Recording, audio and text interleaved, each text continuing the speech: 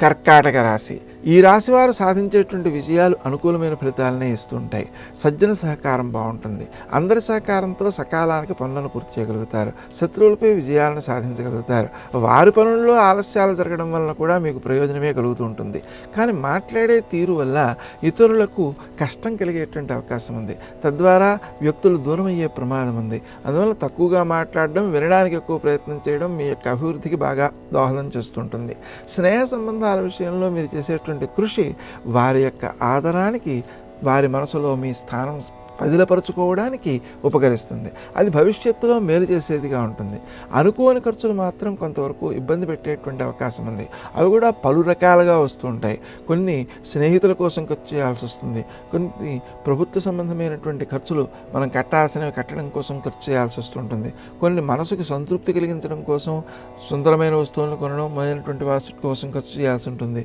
మరికొన్ని ఖర్చులు ఆధ్యాత్మికంగా అభివృద్ధి చెందినటువంటి వారి కోసం, వారికి సహకరించడం కోసం చేయాల్సి ఉంటుంది. అందువలన వేరువేరు మార్గాలలో ధనాన్ని సమకూర్చుకుని అట్టే పెట్టుకోవడం కూడా అవసరం. స్నేహితులను ముందుగానే చెప్పి ఉంచుకోవడం ద్వారా ఆ సమయానికి డబ్బు సమకూడడం అనేటువంటిది సాధ్యపడుతుంది.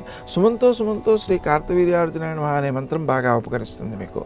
అదేవిధంగా తండ్రి లేదా తత్సంబంధీకులకు సంబంధించినటువంటి ఆరోగ్య విషయంలో కూడా మీరు ఖర్చులు అధికంగానే చేయాల్సి వస్తుంది.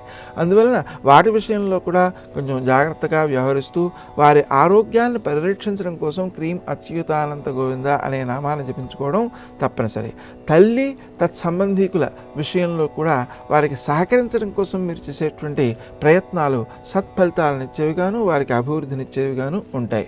మీ యొక్క కృషి న్యాయబద్ధంగా కొనసాగడం వలన అందరి యొక్క మన్ననలను పొందే అవకాశం ఉంది. తద్వారా మీరు పొందేటువంటి గౌరవము మీకు సంతృప్తినిస్తుంటుంది.